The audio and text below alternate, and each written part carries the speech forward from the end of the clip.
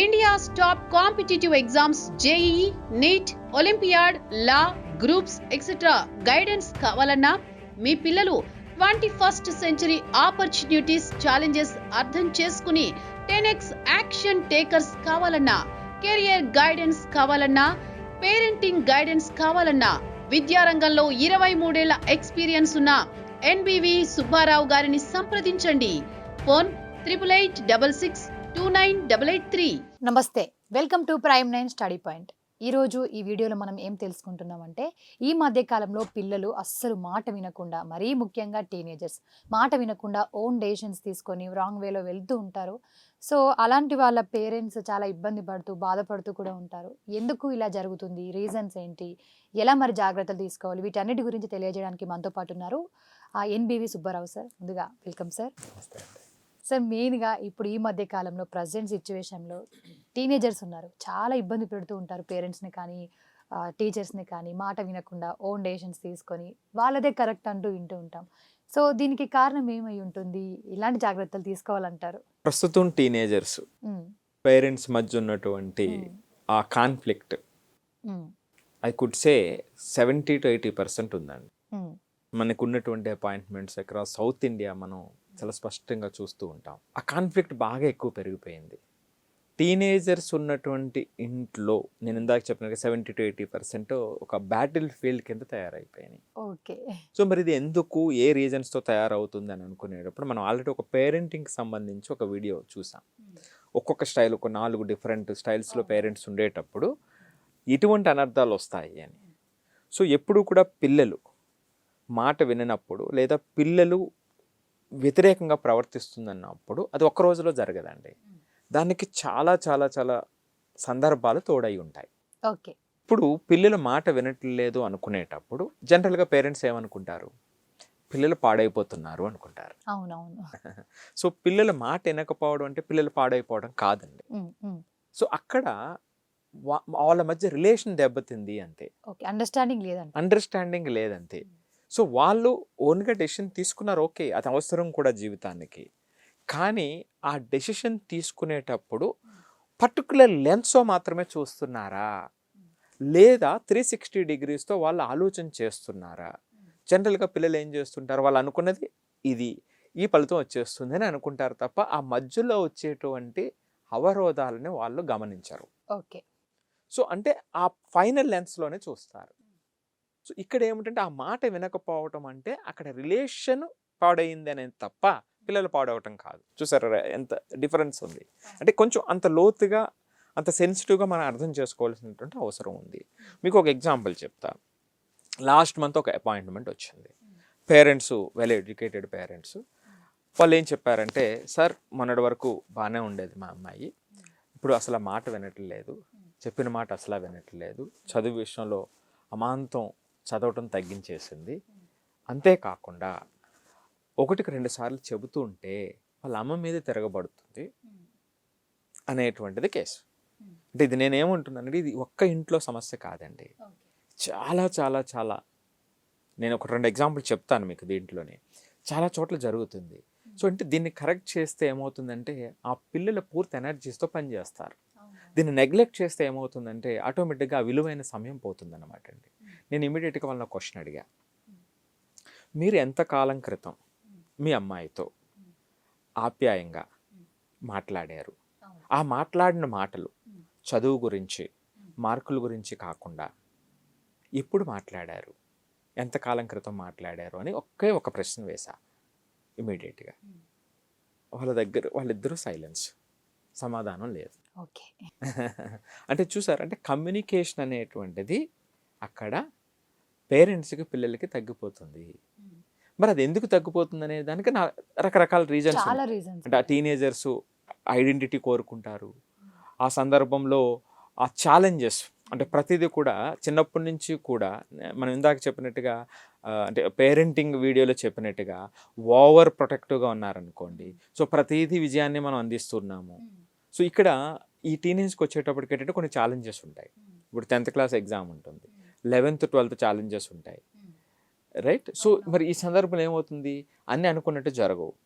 అన్నీ అనుకున్నట్టు జరగనప్పుడు ఏమవుతుంది, వ్యతిరేక ఫలితాలు వచ్చినప్పుడు ఏమవుతుంది, వాళ్ళ ఎమోషనల్ కంట్రోల్ ఉండదు. లేదు ఆ అనుకున్నటువంటిది రావట్లేదు అనుకునేటప్పుడు ఏ విధంగా ఫీల్ అవుతారు, ఇది అసలు నాకు అవసరం లేదని వదిలేస్తారు. ఇప్పుడు దాని మీద శ్రద్ధ పెట్టడం, దాని మీద వర్క్ చేయడం అనేటువంటిది చేస్తూ పోతే అది వస్తుందో రాదో తెలుస్తుంది. కరెక్ట్ అసలు మొదలు పెట్టుకునే వదిలేస్తారు. కరెక్ట్. ఇది కాకపోతే అది, అది కాకపోతే ఇది, అటు ఇటు తిరుగుతూ ఉంటారు. సో ఇలా రకరకాలు ఒక్కొక్క స్టూడెంట్ అంటే ఒక్కొక్క నేచర్ని బట్టి ఒక్కొక్కటి ఉంటుంది. సో ఈ విధమైన ఇబ్బందులు, రకరకాల ఇబ్బందులు ఎదురవుతూ ఉంటాయి. సో దానివల్ల ఏమవుతుందంటే పేరెంట్స్కి టీనేజర్స్కి మధ్య కమ్యూనికేషన్ దెబ్బతింటుంది. ఎప్పుడైతే కమ్యూనికేషన్ దెబ్బతిందో ఆటోమేటిక్గా మీరు చెప్పేటువంటి దాని మీద ఆ శ్రద్ధ రాదు వాళ్ళకి. ఓకే. సో ఇక్కడ మనం చూడాల్సినటువంటిది ఏమిటంటే టీనేజర్స్ విషయంలో ప్రత్యేకించి ఆ పర్టికులర్ సందర్భంలో మనం మరింత జాగ్రత్తగా ఉండవలసినటువంటి అవసరం ఉంటుంది. సో ఎప్పుడు చెబుతూ ఉంటారు కొంతమంది ఏంటంటే ఆ ఏజ్కి వచ్చేటప్పటికి పేరెంట్స్ ఈ పిల్లల మధ్య ఆ ఫ్రెండ్షిప్ లాగా ఉండాలి అని. సో మ్యాక్సిమం వాళ్ళు మన దగ్గరకు వచ్చి షేర్ చేసుకునేటువంటి వాతావరణం కల్పించాలి అని.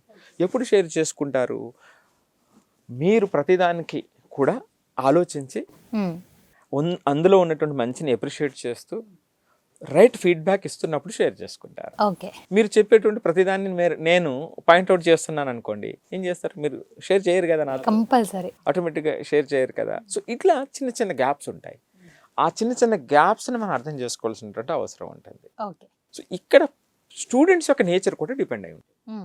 మరి ఈ స్టూడెంట్ యొక్క ఆ పిల్లల యొక్క నేచర్ని మనం డివైడ్ చేస్తే ఒక 4 రకాలుగా మనం డివైడ్ చేద్దామండి.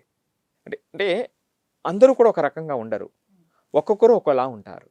సో ఈ పిల్లలు మనం చూస్తే ఇప్పుడు మీ పిల్లలు ఈ 4గింట్లో ఏదో ఒక గ్రూప్లోకి చెంది ఉంటే మరి ఏ విధమైన ఇంప్లికేషన్స్ వస్తాయి, ఎటువంటి మనం శ్రద్ధ తీసుకోవాలి అనేటువంటిది మనకు అర్థమవుతుంది. అందులో మొదటిది the overloaded silent team.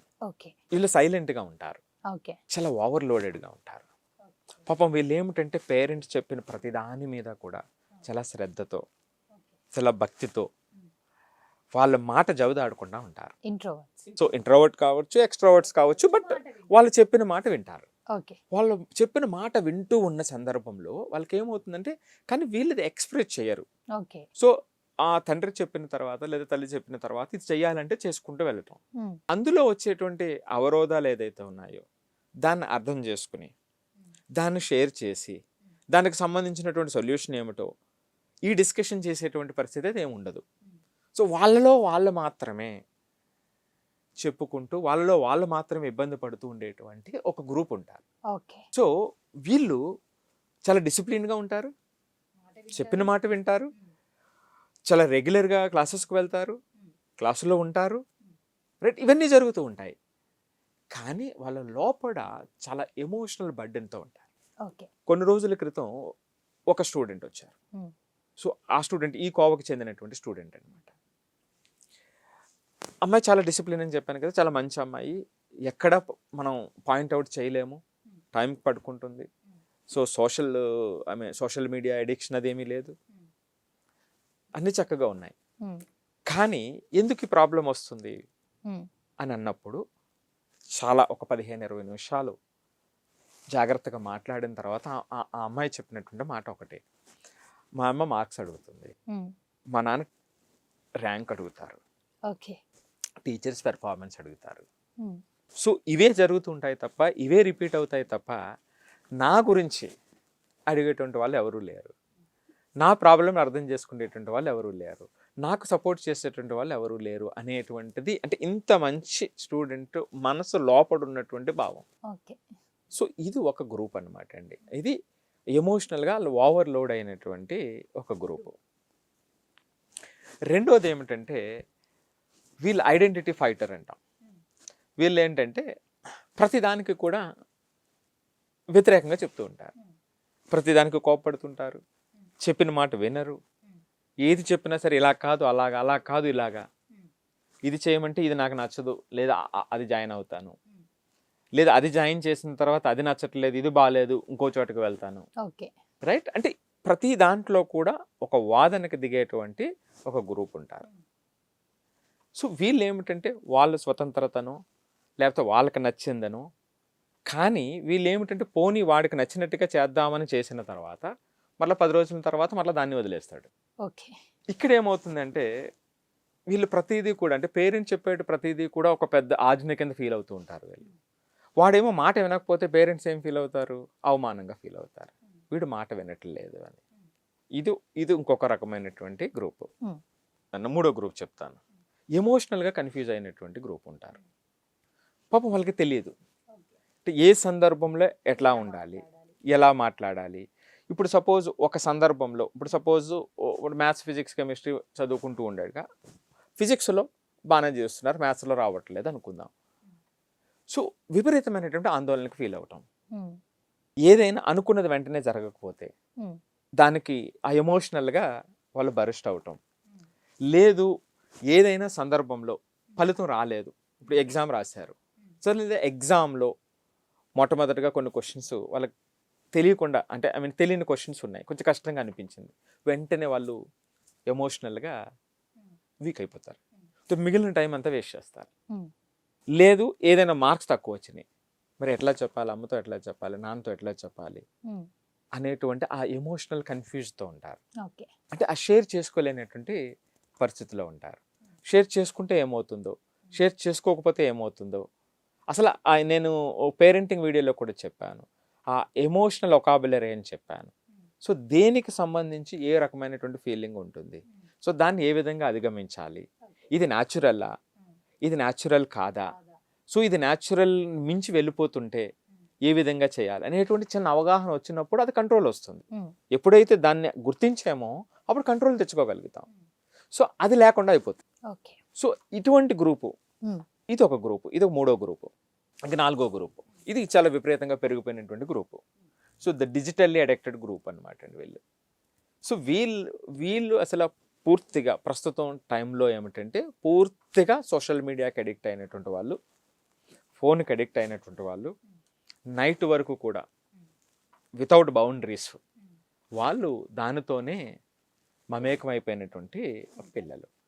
So ఈ విధంగా ఈ 4 గ్రూపులు నేను ఏదైతే చెప్పానో, సో ఈ 4 గ్రూపులు మనం అర్థం చేసుకోగలిగితే, సో టీన్స్లో ఈ పిల్లవాడు ఏ గ్రూప్లో ఉన్నాడు, ఎందుకు మాట వినట్లేదు, లేదా ఓవర్ బర్డెన్ అవుతున్నాడు, సో ఎక్స్ప్రెస్ చేయలేకపోతున్నాడా, లేదు ఇవన్నీ చేసి అంటే కొంత ఎలా ఉంటుందంటే పేరెంటింగ్లో కూడా అంటే ఇప్పుడు టీనేజ్కి వచ్చేటప్పటికి అంటే నాకు అదృష్టం ఏమిటంటేనండి, నేను వేల మందిని 11th 12th లేదా 12th అయిపోయినటువంటి పిల్లల్ని చాలా క్లోజ్గా మనం రీసెర్చ్ చేసాం. మీకు ఎప్పుడైనా సరే ఈ 12th అనేటువంటి ఫలితాన్ని ఇచ్చేటువంటి ఇయర్. అవును. ఇప్పుడు 10th వరకు ఒకలాగా ఓకే బాగుంది బాగోలేదు పెద్ద ఇబ్బంది ఏమి ఉండదు.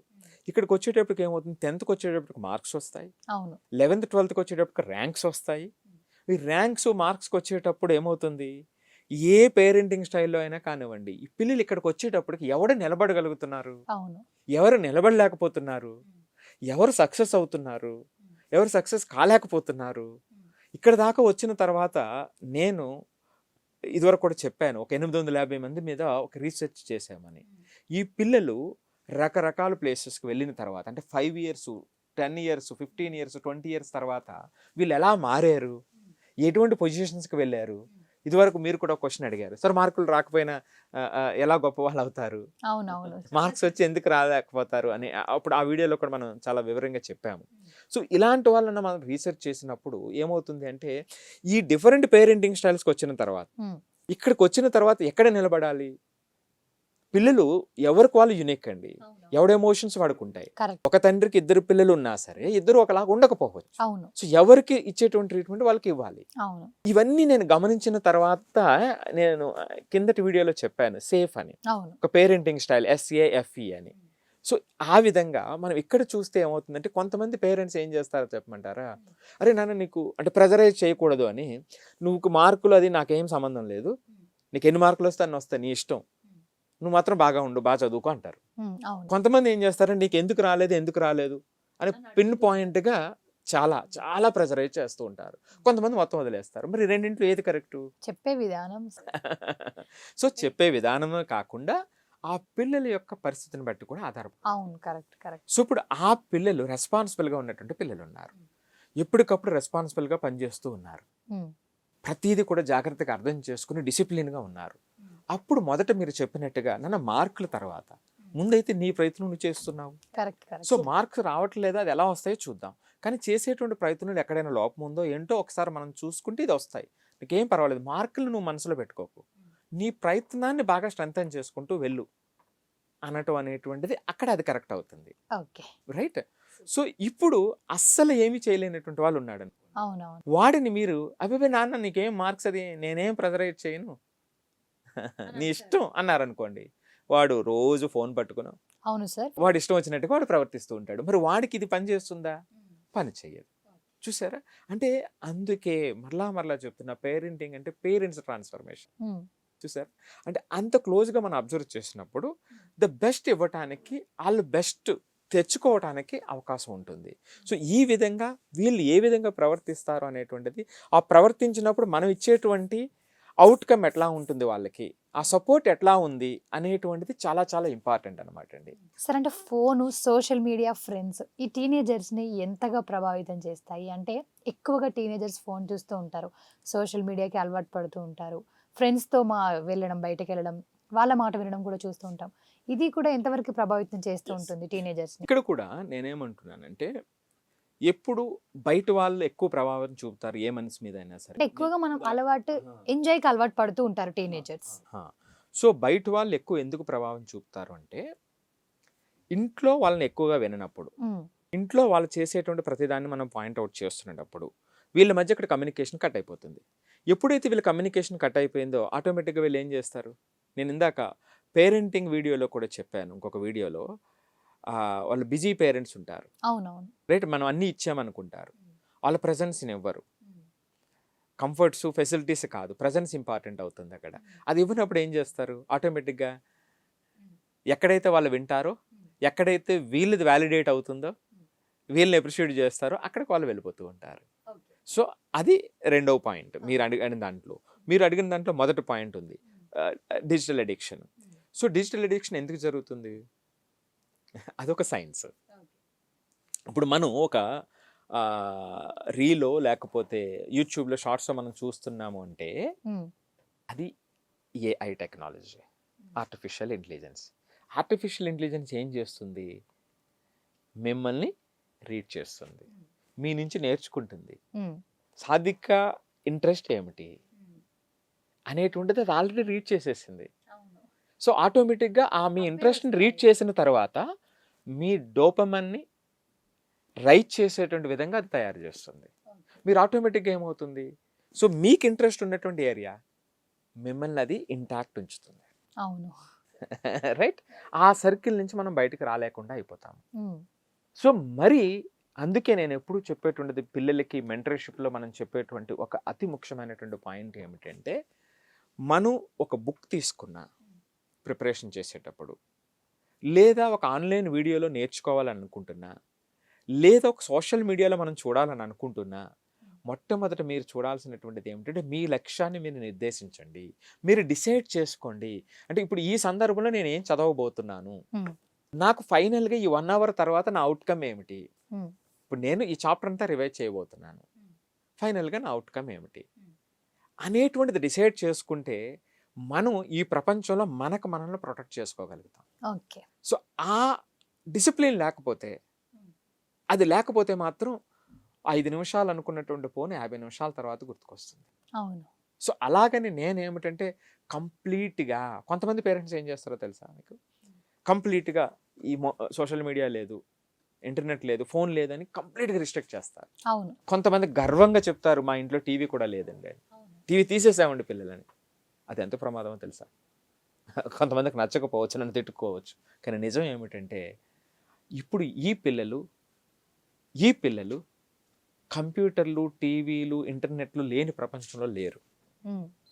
వాళ్ళు చేసే ప్రతి పని, వాళ్ళు నేర్చుకునే ప్రతి విషయం, వాళ్ళు చేసే జాబ్ రాబోయే రోజుల్లో ప్రతిదీ కూడా దానికి ఇంటర్ కనెక్ట్ అయ్యింది. ఓకే. సో దీని నుంచి మనం కంప్లీట్గా దూరం చేసి జీవనం సాగించలేనటువంటి పరిస్థితి. ఓకే. రైట్ అండి. సో అలాంటి సందర్భంలో నేను గొప్పగా యాజ్ అ పేరెంట్గా నేను టీవీ తీసేసాను, ఇంటర్నెట్ తీసేసాను, ఫోన్ ఇవ్వట్లేదు అంటే, వాడు ఎప్పుడైతే యూజ్ చేసేటువంటి సందర్భం వచ్చిందో ఆ సందర్భంలో వాడు కంట్రోల్ చేసుకోలేరు. సో అందుకనే నేను చెప్పేటువంటిది ఏమిటంటే, ఓకే, ఈ ప్రపంచంలోనే మనం ఉన్నాం, దాన్ని వ్యతిరేకించి ఎదిరించి మనం నడవలేనటువంటి పరిస్థితి.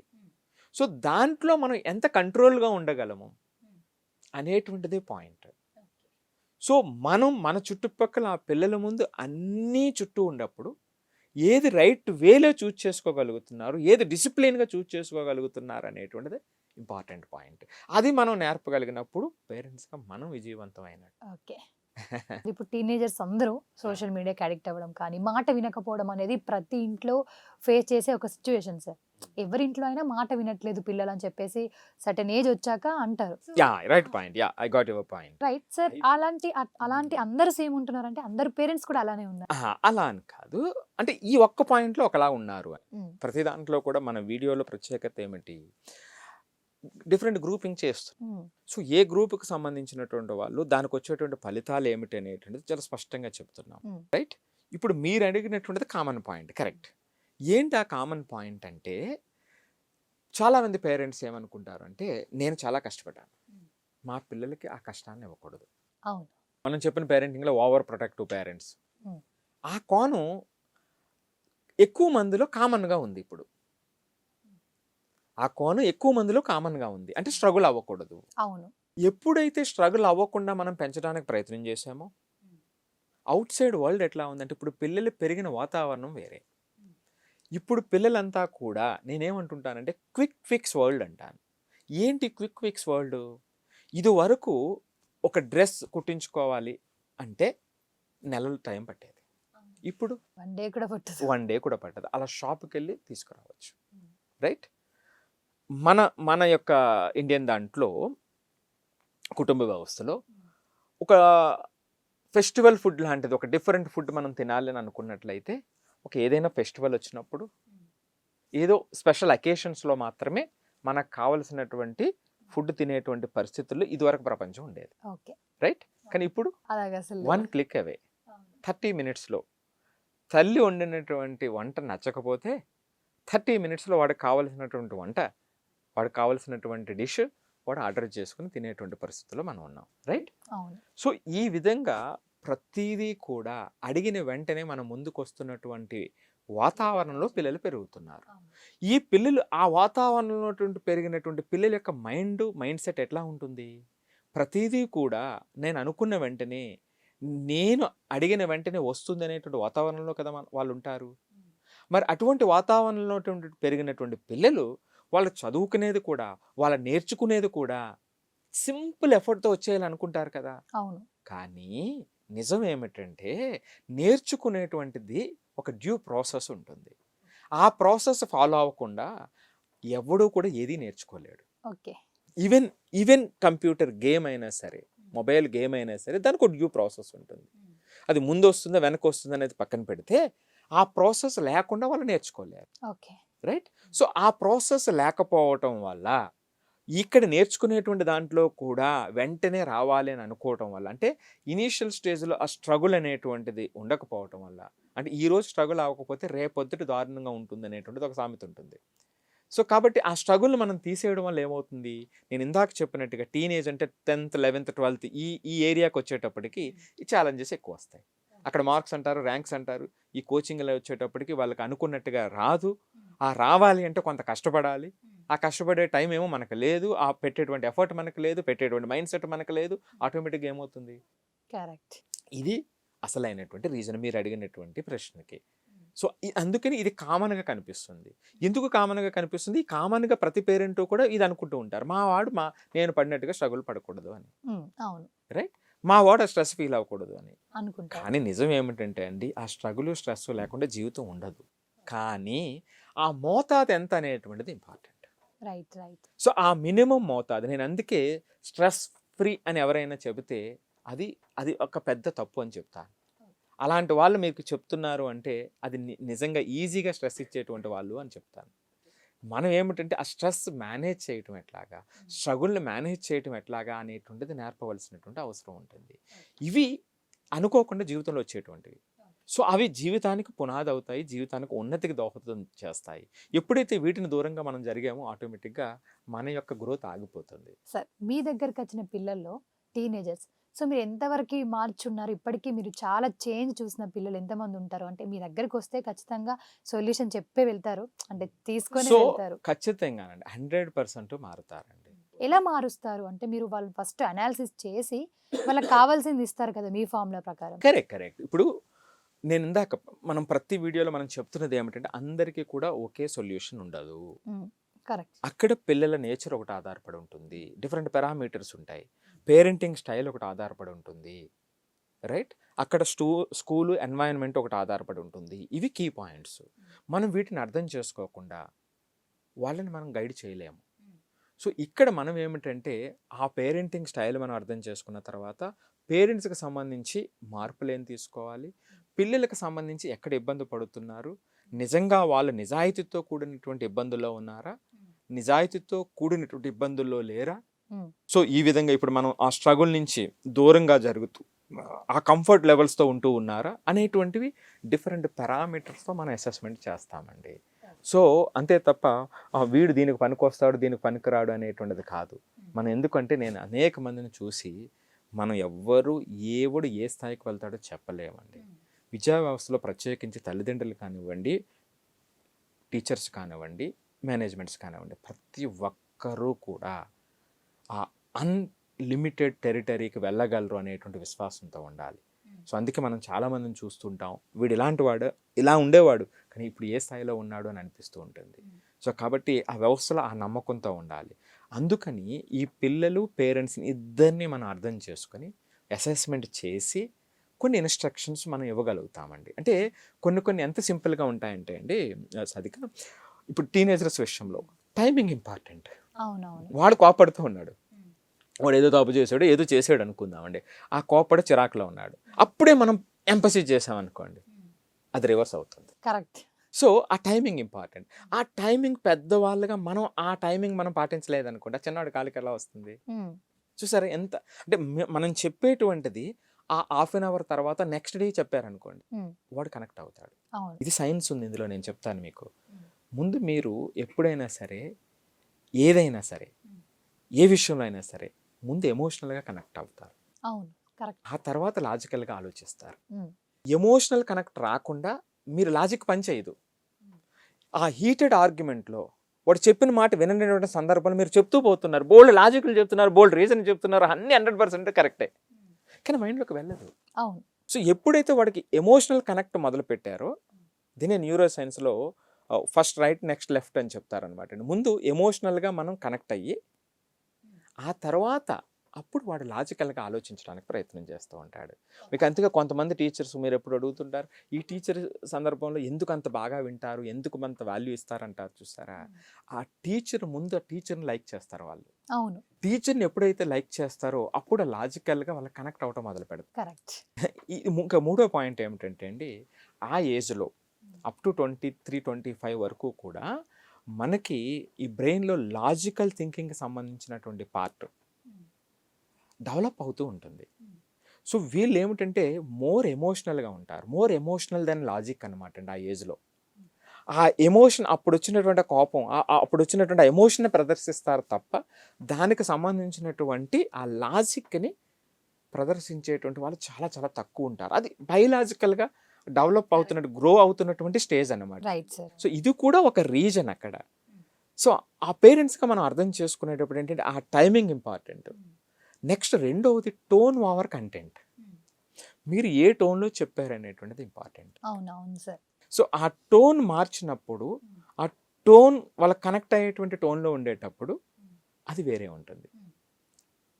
నెక్స్ట్ ఏమిటంటే ఆ కంపారిజన్, రైట్ కంపారిజన్ కంప్లీట్గా వద్దన్నట్లా. So right comparison. సో ఇలా చిన్న చిన్న పాయింట్స్ ఉంటాయి. ఇప్పుడు మీరు చూడండి, ఇవన్నీ కూడా ఇప్పుడు నేను ఇందాక చెప్పినటువంటి టైమింగ్ అన్నాము, పాపం వీళ్ళన్నీ కరెక్టే చెప్పారు కానీ టైమింగ్ ప్రాబ్లం అయితే. సో మీరు కంటెంట్ కరెక్ట్గా చెప్పారు కానీ ఆ టోన్ ఆ టైంలో ఆ టోన్ ఇబ్బందిగా ఉందనుకోండి వాడు కనెక్ట్ అవ్వదు. వాడు ఏదో మీ మీద గౌరవంతో ఉంటాడు తప్ప లోపలికి వెళ్ళదు. అప్పుడు మీరేమంటారు, మీకు ఇంకా ఫ్రస్ట్రేషన్ మొదలయ్యి నేను ఎన్నిసార్లు చెప్పినా ఇంతే, నువ్వు ఎందుకు వినట్లేదు అనేటువంటి ఆ కాన్ఫ్లిక్ట్ మరింత ఎక్కువ పెరిగిపోతుంది. ఇది సమస్య అనమాట అండి. ప్రతి ఒక్కరు విద్యార్థి తప్పే అనుకుంటారు, అంటే మీరు కరెక్ట్ చెప్పారు, సో యూజ్ అవుతుంది అందరికీ. సో చూసారు కదా, మీకు కూడా ఏమైనా సందేహాలు ఉంటే ఈ నెంబర్కి కాల్ చేయండి, డౌట్స్ అన్ని క్లియర్ అవుతాయి. So this is today episode. మరి ఎపిసోడ్తో మళ్ళీ కలుద్దాం. నమస్తే. ఎన్బివి సుబ్బారావు గారు ఆధునిక ఎడ్యుకేషనల్ డిజైనర్. ఈ 21వ శతాబ్దంలో విద్యార్థులు, ఉపాధ్యాయులు, తల్లిదండ్రులపై లోతైన పరిశోధన చేశారు. 3 బుక్స్ కూడా రాశారు. విద్యార్థులకు మార్క్స్ మరియు ర్యాంక్స్ తో పాటు ఇప్పుడు self learning growth mind set అత్యవసరమని ఆయన డిజైన్ చేసిన ఇన్నోమెంటర్షిప్, ఎక్సైల్ మైండ్, ఆర్పిటి ఫ్రేమ్ వర్క్ లాంటి సెషన్స్, ప్రాక్టికల్ మరియు వర్చువల్ టెక్నిక్స్ అందిస్తూ దేశవ్యాప్తంగా విద్యార్థులను సెల్ఫ్ రిలయంట్ గా తయారు చేస్తున్నారు. ఆయన క్లాస్ రూమ్ బలపడితే భారతదేశం మరింత బలపడుతుందని నమ్ముతారు. ఇప్పటి వరకు 17,550 మంది విద్యార్థులకు జేఈఈ, నీట్, మెంటర్షిప్, 2,530 మంది టీచర్స్ కి ట్రైనింగ్, 1,850 మంది పేరెంట్స్ కి మెంటర్షిప్ అందించారు.